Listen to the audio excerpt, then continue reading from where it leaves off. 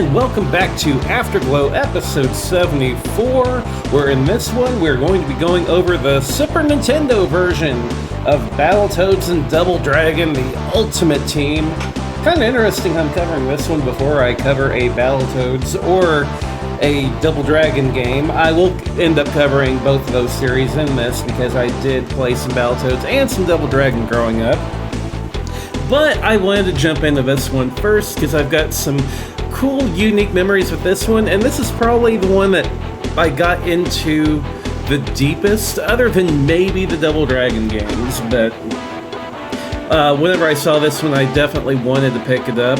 Funny thing here is that I didn't know it existed until I found the cartridge somewhere. Never had seen it in magazines or anything. Never saw commercials for it, and I never even found a commercial for it whenever I was doing research for this episode. So, this was kind of like a new experience for me that I'm going to share with all of you today after our first music break.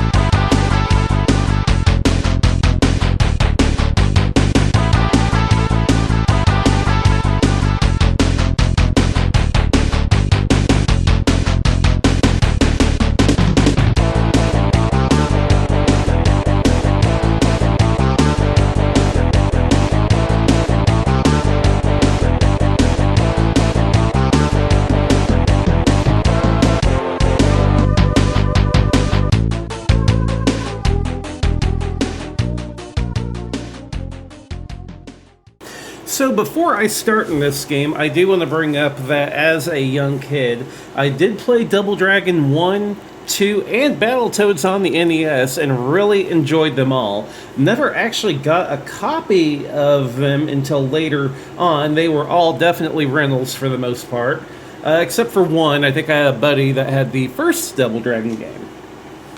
But really enjoyed all of them. But later on, we're talking very early on in the PlayStation 1 era. Still had Super Nintendo and was enjoying it. I went into a pawn shop, and a funny story, this very pawn shop was called Rainbow, I believe, in Princeton, Indiana. And I had picked up a copy of Final Fantasy VII there. But I had a little bit of extra cash and was going through the cartridge games for, like, you know, the Sega and the Super because they were dirt cheap at the time because the PlayStation was the big thing.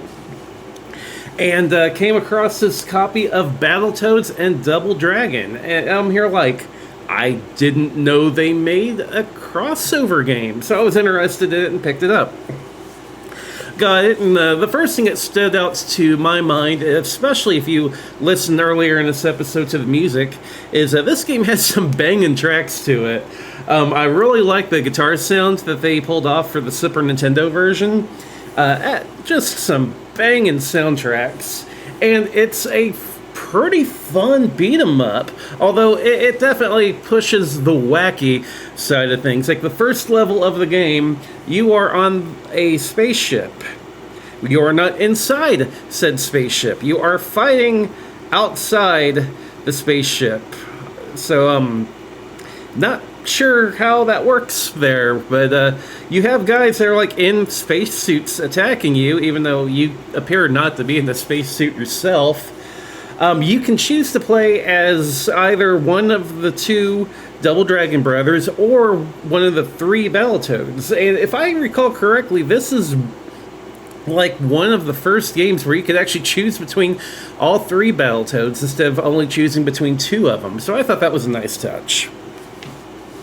But other than that, it's kind of standard beat-em-up fare in a way. There are these little pods that are strewn across the level that you can bust open, and you can either get extra life for your character, or you can get some bonus points.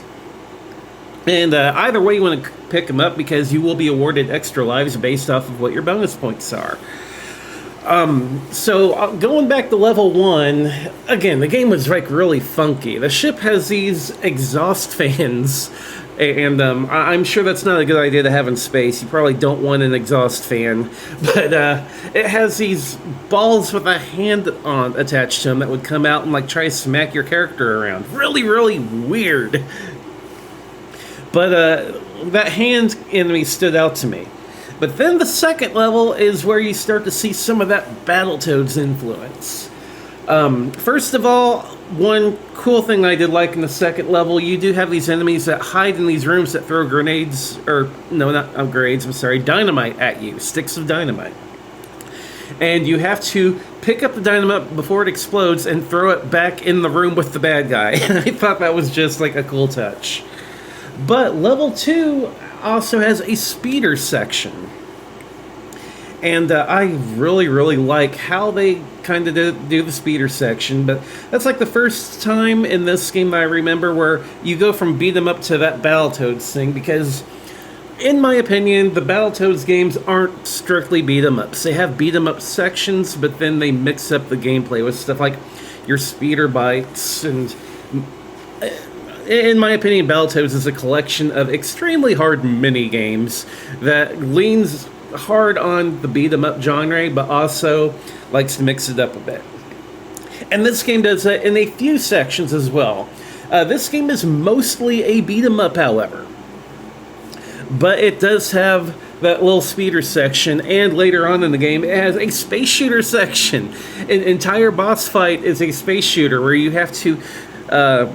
once you fight your way back out of the ship in a little escape pod, you are taking out the ship with the weapons on your escape pod by literally breaking it off piece by piece. It's such a cool boss fight. It really, really stood out to me.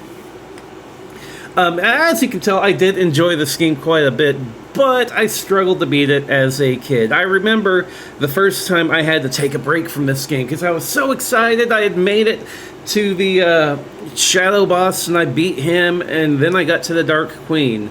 And even though the Dark Queen has an incredibly stupid pattern, I was nervous and I got beat.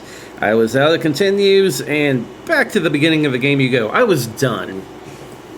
So I stopped playing this game for, I want to say, almost a year and a half, maybe 2 years. I had rage quit because I had spent so long and so much time learning everything just to get completely shafted at the end of the game by myself. Like, not from any fault of the game, because honestly, if you know the Dark Queen's pattern, or if you take the time to figure it out, it's not that bad. But I was stupid. So yeah, she stomped me, and I took a 2-year break from this game. And then I got back into it, like, I want to say towards maybe the tail end of the PlayStation 1. Like, at this point, I was considering buying a PlayStation 2, ended up going Xbox. I did go way back and beat this game. It was just one where it's like, yeah, I want to beat it. So I sat down. It didn't take me very long, honestly. I think it took me maybe 3 or 4 days because I had that muscle memory, even though it had been a year or two. And I went back and I beat it. And after that, for the longest time, I forgot about this game. Like, I talk about emulating games all the time on here, but that one just never struck out to me to emulate. I would go back and do, of all things, Battletoads and Double Dragon, but not them two put together in this game. Really, really bizarre, but I did enjoy it. I did eventually, not my first go around emulating, but maybe more modern times, we're talking 2015, 2016, went back and re-experienced this game. It's still a fun beat 'em up in my opinion. Is it a top tier beat 'em up? No, it doesn't compete with stuff like the Turtles arcade games or the Simpson arcade game, the X-Men arcade game. It's not going to touch those. But if you want to branch out a little bit, it's a fun game. I do recommend it. Just, take time out of your day to try it out.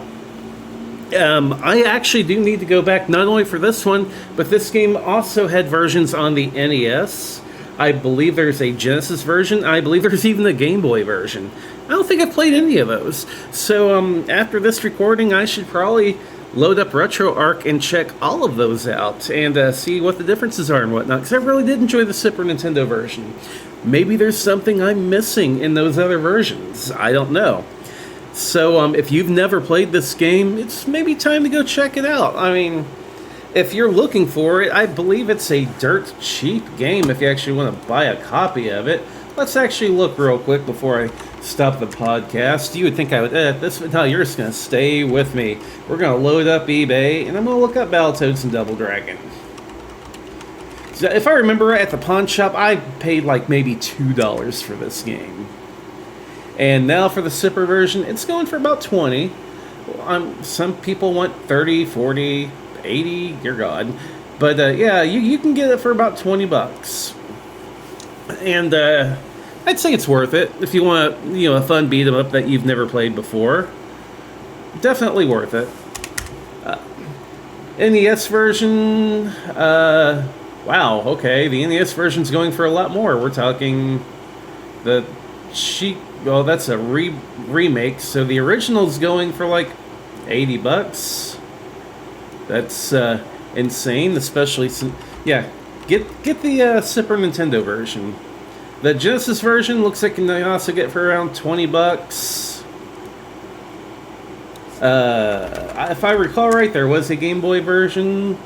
Yep, there indeed was. You can get, again, for about 20 bucks. So, pick your poison.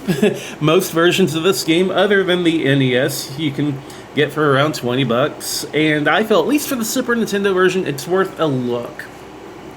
Like, if it cost more than 20, I would probably skip it. But, again, if you like beat 'em ups, go check this one out. So, that'll be it for my memories. Let's listen to another music track from the game before we run the outro for the show.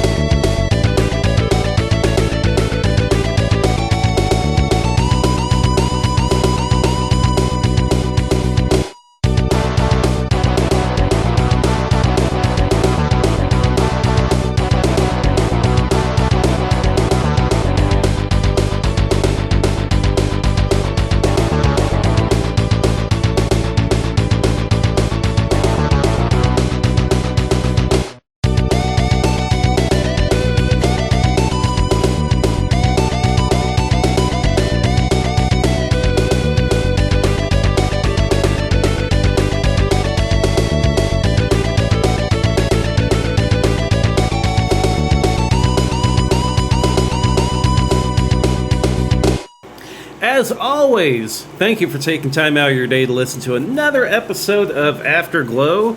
If you'd like to go beyond the show, you can check the show links. There's all kinds of stuff down there. There's a Discord. If you want to help support the show, there is a Patreon. And there's, of course, links to other shows for you to listen to. These shows I'm not really affiliated with for the most part. I might have guested on some of them from time to time. But these are all guys I do recommend, like Secret Levels. Great comedy show. They just put out a Marble Madness episode. I think their host might hate me. If you want to know why, you gotta go listen to the episode. Very, very funny episode indeed. Be sure to check out Retro Gaming Roundup. Again, they put out an episode recently. I believe it is a super long episode, 7-8 hours. It is chock full of news, top 10s, interviews, Always a great show to listen to. And be sure to check out the Lost and Gone podcast, which is growing a little bit more with every episode that comes out. He's going over lost and forgotten media, and it's really cool to take the road that might have been. And Grim is an awesome host, also an awesome editor, because his shows turn out so much cleaner than mine do. My show's very, very off the cuff, but I think that's part of the charm of it in a way. But with that said, probably time for me to close out this episode. Thanks for listening. We will see you on the next episode.